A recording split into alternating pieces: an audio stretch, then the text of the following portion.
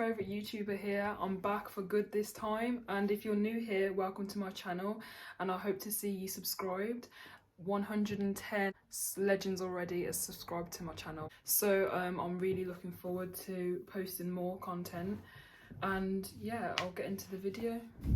So there is a bit of a warning on this video because this is, you know, kind of graphic. I'm not going to say too much stuff that is going to be too much for some people to hear, but I'm just going to say, you know, quite detailed stuff. So I wanted to just let you guys know that before you continue watching the video. But apart from that, we can get into the video. Make sure to like and subscribe and comment if you wish. That would be much appreciated. Today this video is a bit more serious and just about like awareness on like abortions and like, you know, losing babies and stuff like that. So I just wanted to make this video to explain my experience on something that happened to me, and I just wanted to just make this like space for young women or women in general, just who feel maybe alone or like they don't know who to talk to or feel like they can't talk about it. I don't really know where to start with this story because there's just so much stuff that happened, but I want to get it all in so like you guys can understand from my point of view and, you know, see how it affected me. So firstly, I'm going to say I was, you know, having troubles with an ex. Like I was just on and off with them for the last like 2 years.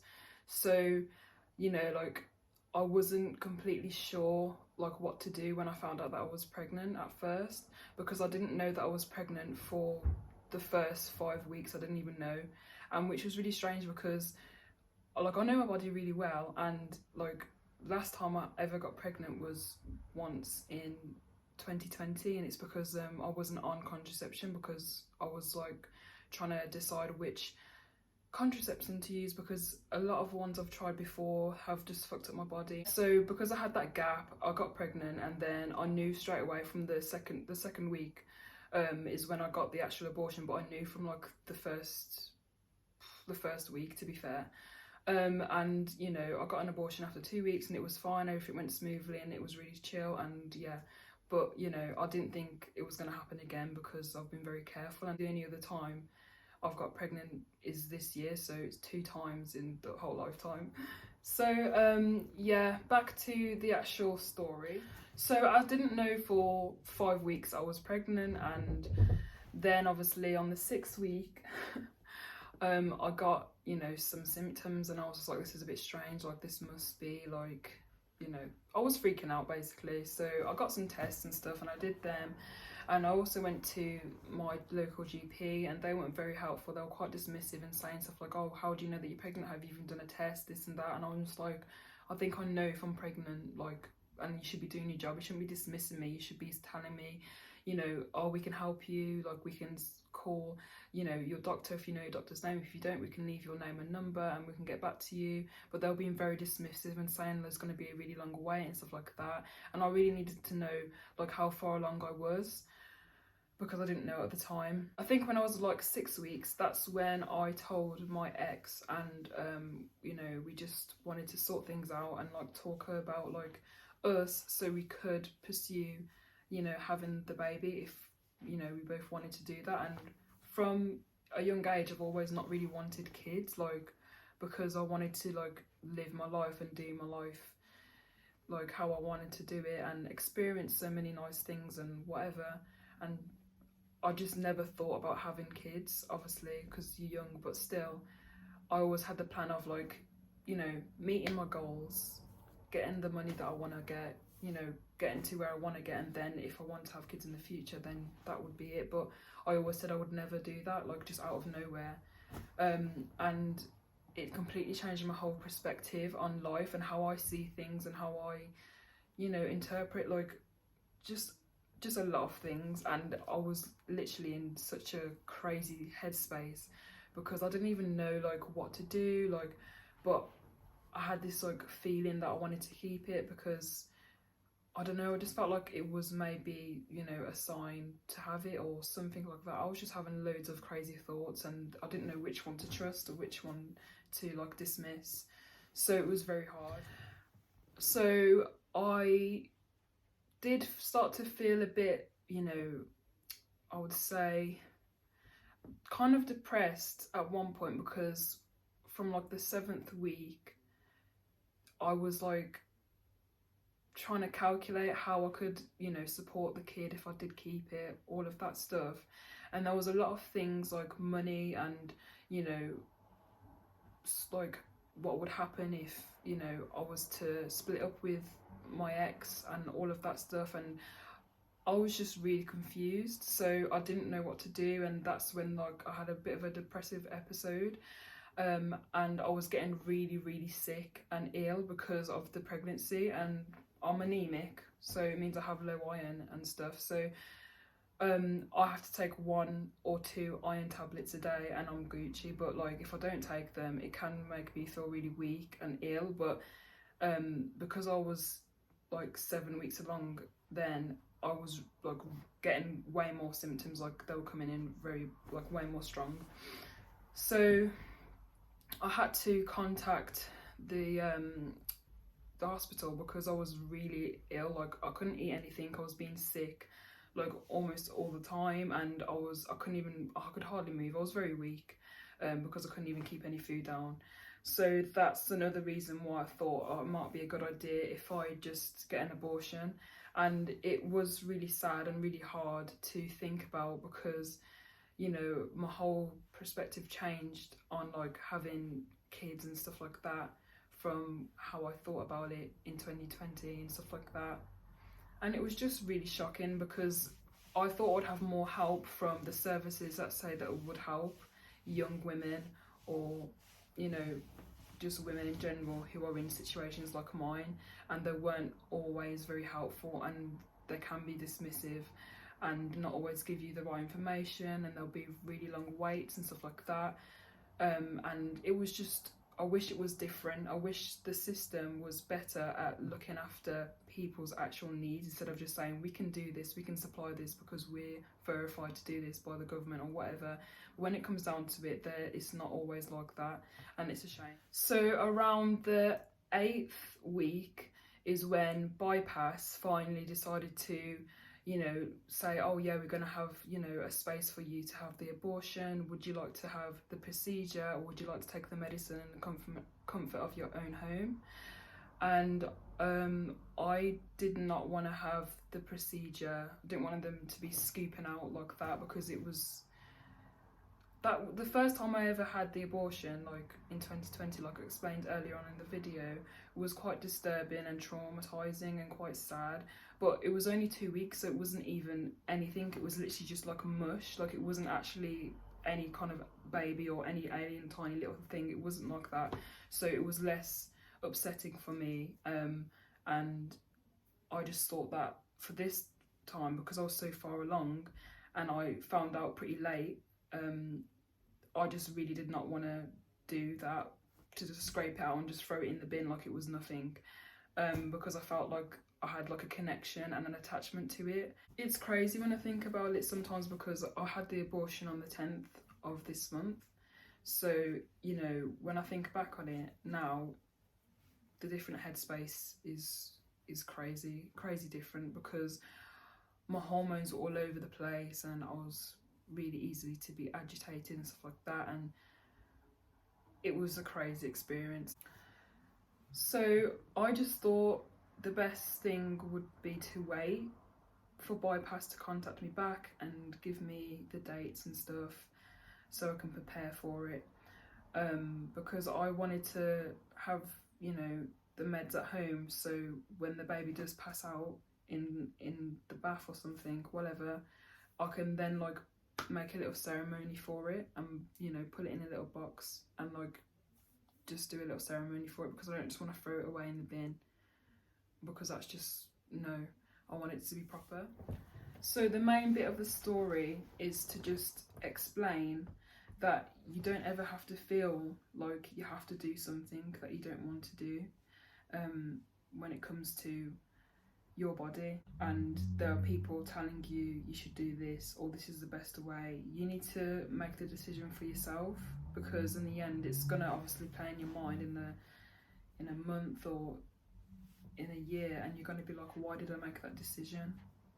So I made the decision, and it was best for my health because I was really ill. I wouldn't have been able to carry on with the baby, because if I did, I would have probably fell ill and I wouldn't be healthy enough to look after it, and that's not what I want. And another reason is because I couldn't afford to have one at this moment in time. Like, it's just, it wasn't going to be how I want it to be in the future. I want to be able to give the kid anything it wants and everything that I didn't get when I was younger and stuff like that. It was a really hard decision, and I can't even begin to explain like when I actually took the tablets for the abortion, and then I was just waiting for, you know, the time to come when the baby passes out. And I was just sitting in the bath, and I was like nice and bubbly, just relaxing because I was in a lot of pain. But they did prescribe me with some codeine to help with the pain, and they were okay. But I was in quite a bit of pain because it was the time for the baby to pass out of me. So I was chilling in the bath and I was getting really bad pains, and then I started to go into this position and like this and hold, so I could feel more, you know, content because I was like in so much pain. And then I just looked down and I saw like loads of blood pouring out into the bath, and then I was just like, this is it, this is what's gonna happen now. I was literally just, I don't even know, I was so in shock. I was just like, I didn't even feel like I was there. Like, I was a bit dissociated, a bit disorientated like that, because it was just a surreal experience. And I saw this blood clot come out, and I knew that was going to happen because the doctor did tell me before about all of this beforehand, before she gave me the medication and everything like that, so I knew what to kind of expect.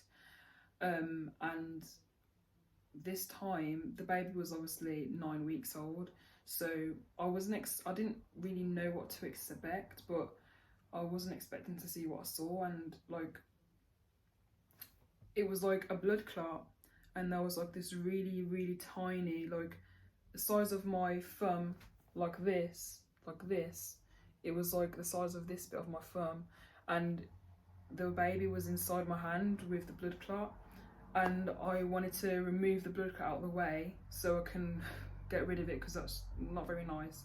And then I wanted to like put it in some tissue and put it in a little box, and I put it in this little gold sparkly box that I had for something else years ago, and I put it in some tissue and I've just put a little bow in it, and I've wrapped it and I put it onto my altar, my witchy altar, by the way, if you didn't know what I meant by that.